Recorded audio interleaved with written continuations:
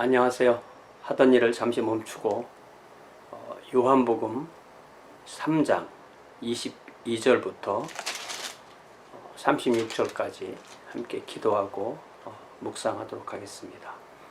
사랑의 아버지 하나님, 사도 요한이 전한 이 복음서를 우리가 돌아볼 때 주님, 이 복음서를 통하여서 그 옛날 사도 요한이 만난 예수님을 우리가 다시 만나게 하시고 다시 깨닫게 하시고, 그리하여 주님과 동행하는 주의 제자, 하나님의 왕국의 백성, 영생을 소유한 주님의 왕국을 전하는 그러한 귀한 주의 자녀들로 인도하여 주시옵소서. 예수님의 이름으로 기도하옵나이다. 아멘. 22절에 그 후에 예수께서 제자들과 유대 땅으로 가서 거기 함께 유하시며 침례를 베푸시더라. 이때는 이제 요한이 아직 옥에 갇히기 전이다라고 되어 있고요. 여기 24절에 보니까 요한이 아직 옥에 갇히기 전이다라고 되어 있고, 마태복음 12장에 보면은 예수께서, 마태복음 4장 12절에 보면 예수께서 요한이 잡혔음을 들으시고 갈릴리로 물러가셨다가, 그러니까 이 요한복음 1장, 2장, 3장은 상당히 그 공간보고서 마태, 마가, 누가의 앞부분에서 말하지 않은 부분을 말하고 있는 것을 알 수가 있습니다. 요한도 살렘 가까운 에논에서 침례를 베푸니 거기 물이 많음이라, 그러므로 사람들이 와서 침례를 받더라. 그러니까 예수님과 침례 요한이 함께 사역하던 시기가 있었다는 것입니다. 요한이 아직 옥에 갇히지 아니하였더라. 이에 요한의 제자 중에서 한 유대인과 더불어 정결 예식에 대하여 변론이 되었더니, 그러니까 한 유대인이 침례 요한의 제자와 함께 어떻게 사람이 정결하게 되는가, 베프티즘 이런 거에 관한 대화를 나눈 거죠. 그들이 요한에게 가서 이르되, 그 제자들이 이제 요한에게 가서 이렇게 말합니다. 랍비여, 선생님과 함께 요단강 저편에 있던 이 곧 선생님이 증언하시던 이가 침례를 베풀매 사람이 다 그에게로 가더이다. 그러니까 이 정결하기 위해서 침례를 받는데 누구의 침례가 더 정결하냐, 이런 식으로 얘기가 될 수도 있죠. 그랬을 때 요한의 응답이, 요한이 대답하여 이르되, 만일 하늘에서 주신 바 아니면 사람이 아무것도 받을 수 없느니라. 지금까지는 나의 제자들이었지만 여기까지이고, 이제 나의 제자는 내가 증언한 메시아이신 예수의 제자가 되어야 된다. 이렇게 그는 자신을 분명히 알았던 거죠. 내가 말한 바 나는 그리스도가 아니요 그의 앞에 보내심을 받은 자라고 한 것을 증언할 자는 너희니라.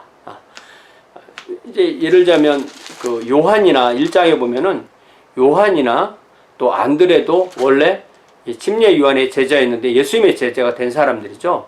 그러니까 침례 요한은 이제 이후에 감옥에 들어가게 되고 순교하게 되는데, 그의 제자들이 다 예수님의 제자가 되어야 된다라고 그렇게 말한 거죠.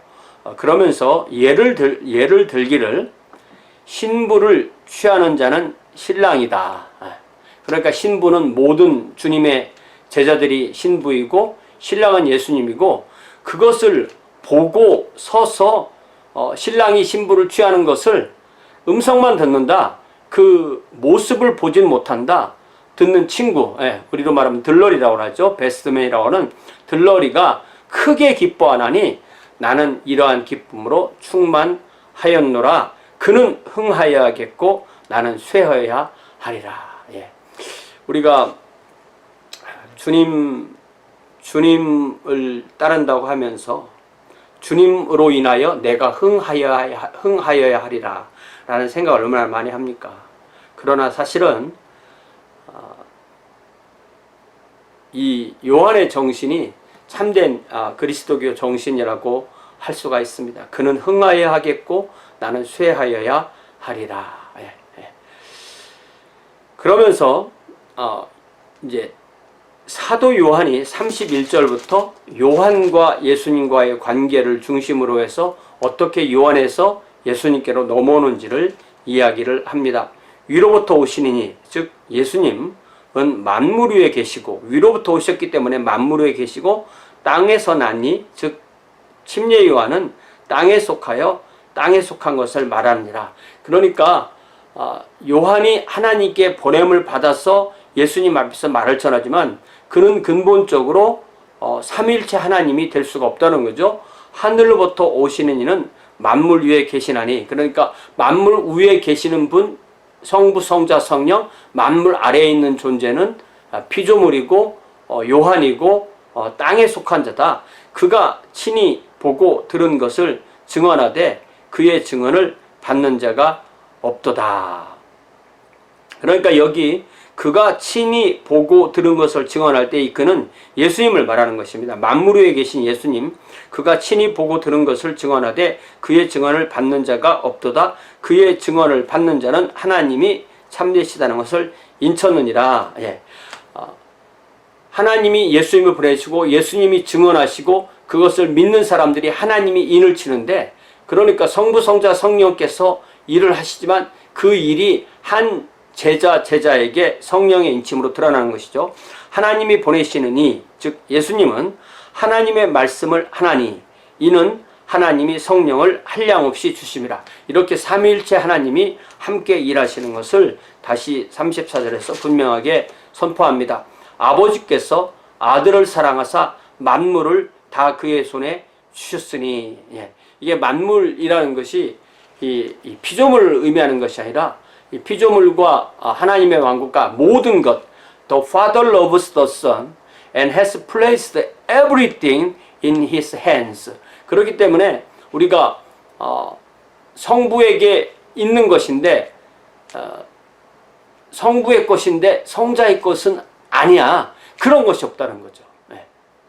The Father loves the Son and has placed everything in His hands. 우리가 이것을 믿으면 이게 정확하게 삼위일체 신앙을 갖게 되는 거죠.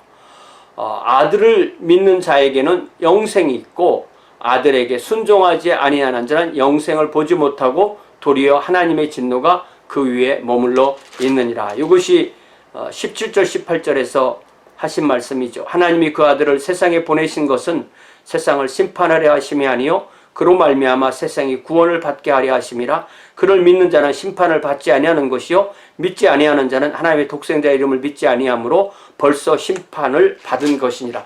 그러니까 구세주를 주시면 심판주를 따로 주실 필요가 없는 거죠. 구세주를 믿는 사람이 구원받기 때문에 구세주를 믿지 않는 사람이 심판을 받게 되는 거고, 그러면은 구세주를 주심으로 믿는 사람과 믿지 않는 사람이 갈리게 되는 거고, 그런 사람은 믿는 사람은 영생을 얻고 믿지 않는 사람은 하나님의 진노를 받는다, 이런 생각을 하죠. 제가 처음 예수님 믿을 때는 구원받았다, 영생을 얻었다 이런 말에 대해서 내가 영원히 사는구나 이런 생각을 많이 하게 되는데, 그 말이 틀린 것은 아니지만 요즘 와서 점점 더 영생이라는 것은 이 땅에서 하나님의 백성으로 사는 것으로부터 시작되는 거구나, 이것이 반드시 포함되는구나 라는 것을 깨닫게 되는 것입니다. 그러니까 하나님의 왕국, 우리 주님이 세우신 하나님의 왕국 백성으로 사는 것이 얼마나 중요한가, 그것이 나의 하루하루의 삶이 되어야 되겠구나 라는 그런 생각을 점점 더 하게 됩니다. 사랑의 아버지 하나님, 우리들에게 다시 한번 예수님을 주시고 그리하여 영생을 얻게 하시고 그리하여 왕국 백성으로 살게 하시니 감사합니다. 하나님께서 우리에게 주신 예수님을 믿는 믿음을 우리에게 주시고 그리하여 성령으로 인치셔서 우리가 하나님의 자녀, 하나님의 왕국 백성이 되게 하신 이 놀라운 은혜를 우리가 감사하며 하나님의 왕국 백성으로 하루하루를 살 수 있도록 인도하여 주시옵소서. 예수님의 이름으로 기도합나이다. 아멘. 네, 감사합니다. 주일에 뵙겠습니다.